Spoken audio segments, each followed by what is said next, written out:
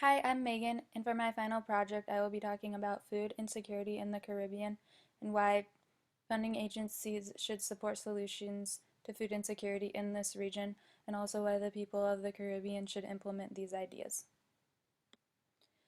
Member countries of the Caribbean community that are in poverty include especially Belize, Grenada, Guyana, Haiti, Jamaica, St. Vincent and the Grenadines, and Suriname.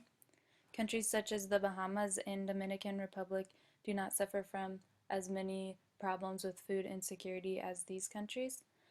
Haiti is especially suffering from food insecurity, being the poorest country in the northern hemisphere, with 2.5 million Haitians living in extreme poverty.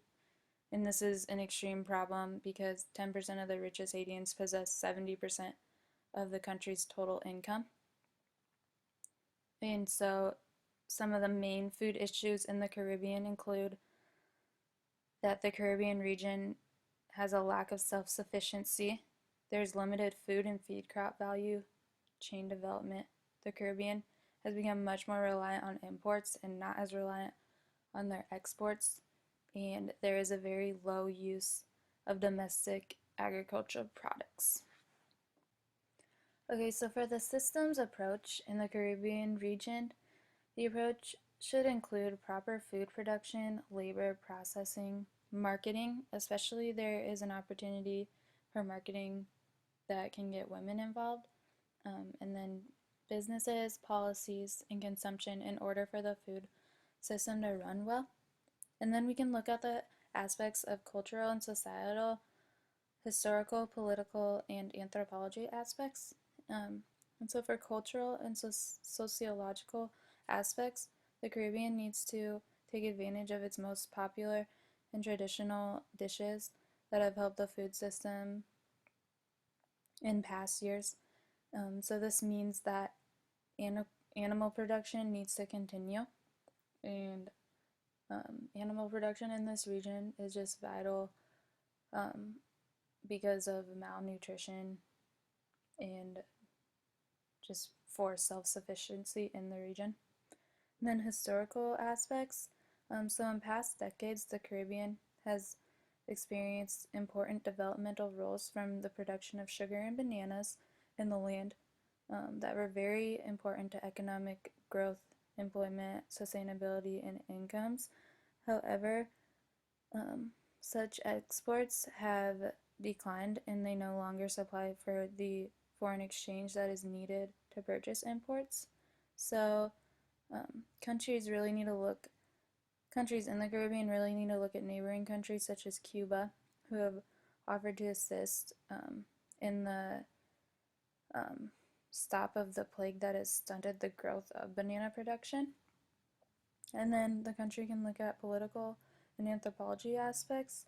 Um, the governmental grants can increase um, global political economics to make the region an ideal place for research and growth to feed crop value chain development.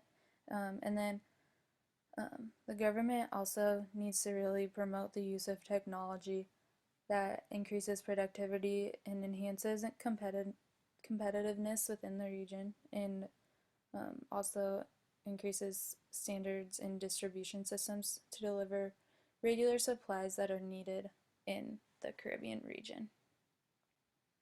Okay, so funding agencies really need to know that land grant universities can play a very major role in resolving the issues of the the issues of food insecurity in the Caribbean region. And we can do this, land grant universities can do this through teaching, research, and outreach. And through teaching, they can teach the proper utilization of domestic agricultural products and how to develop a more prevalent crop value chain by defining terms such as inbound logistics, which refers to everything involved in receiving, storing, and distributing the raw materials used in the production product. So this is really important for the Caribbean region because imports are so important. So I believe that if we can really work on inbound logistics and um, handling our imports, then we won't need as many of them. And then we can look at the other terms such as operations, outbound logistics, and services. Services refers to um, activities that are needed to maintain the product's performance after it has been produced. So if we can think about that in terms of the services that we make in our own countries of the Caribbean, then I think we can really work towards a solution um, with the issue of self-sufficiency. And then as far as research goes, um, we can research in order to provide sustainability for the Caribbean's most valuable resources, such as bananas and sugar, to help sway away from the necessity of imports, but also to regain foods to aid in supplying foreign exchange for imported goods when needed. And then for outreach, the University of Florida is the closest university um, to that is a land grant university to the Caribbean region. So I think that they can be a very big help. So we can outreach to them, and they can kind of offer to reach out to the Caribbean region to provide education on solving the issues of limited in the region. And then from there, we can actually do work as far as field trials, demonstrations, and crop experimentations in the Caribbean. So the people in the Caribbean, I think, can really look at the elements of food security, safety, and distribution to know why that they should be implementing these ideas and solutions.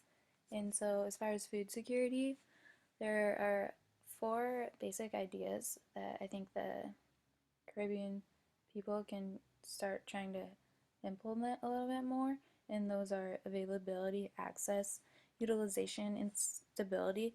And availability addresses the supply side of food security, and this is kind of determined by the level of food productions and net trade. So this is kind of a big issue. Net trade isn't very high because exports aren't very successful right now. But then from there, we can really look at access. And so this is different from availability. This has to do with how how people in certain regions, such as Haiti, to are able to have a guarantee that this food will be brought to their homes, to their households. So mainly markets in the region really need to push the importance of getting the food to the most um, the most crucial places that need the food. And then from there we can look at utilization, how the food is being processed in the body of the people. So people just need to know and understand just how the nutrients are being processed. And then stability, just working towards a constant goal of security. And then, so stability can really start with just food safety, cleaning, separating, cooking, and chilling the products of food when needed. Just really making sure that it's really important to clean and separate, cook, and chill the foods. And I think this can really help with exports, because if you don't have clean um, and safe food that you're exporting, it's not going to be very successful. Then distributions, just looking at sending the food off, and then that net trade element of imports and food services and food aid. Because the issues at hand is that there has been a dramatic reduction in food exports due to microbiological contamination. So food safety is a very important thing. And there's just been increasing levels of poverty, causing the need for more food aid. So I think those are some main elements that the people need to understand. Okay, so for cultural, trade, political, and economic barriers, the people can kind of start to understand the opportunities and disadvantages about the barriers. So for the opportunities, there's an opportunity and advantage of cultural dishes such as jerk chicken and seafood to increase local markets through lower prices and to just implement the idea of local farming for sustainability in homes, and then protecting this can protect the domestic economy. And then disadvantages, there's trade barriers obviously because of decreasing export availability, and then there's an increasing political barrier because um, the richest people, um, about 10%, own most of the country's income. And then the government isn't accustomed to non-technological forms of food production, so we just need to implement the use of technology.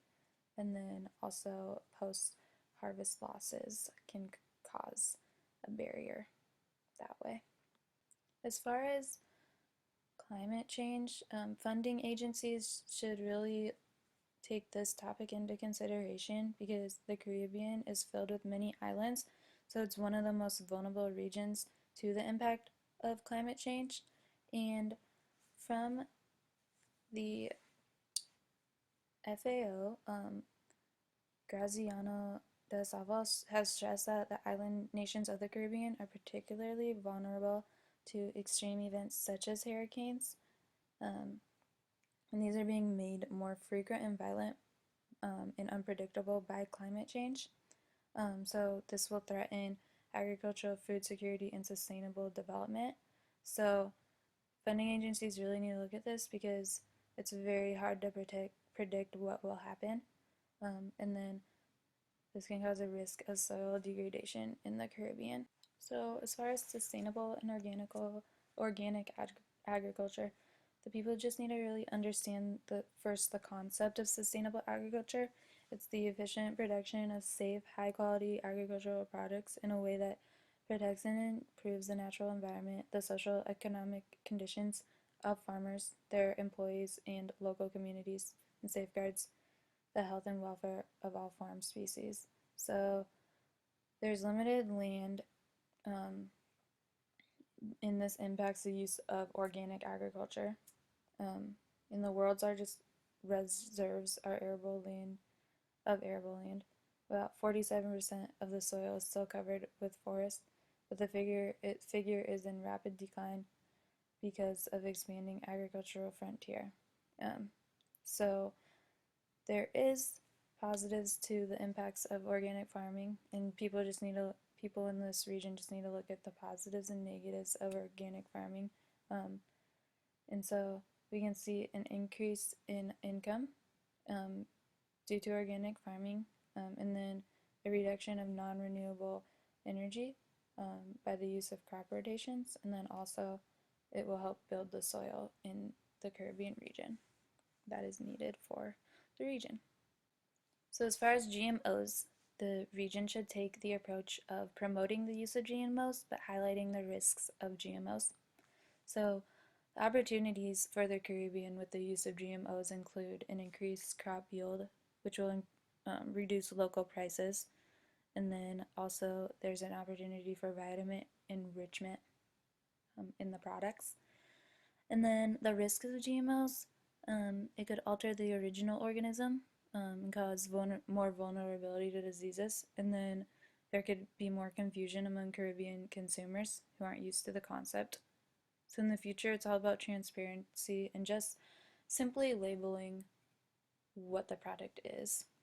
And then as far as water production and conservation, soil management will be very vital for the for the insurance of water production. And then the World Overview Conservation Approaches and Technologies program will also help ensure water production in the region.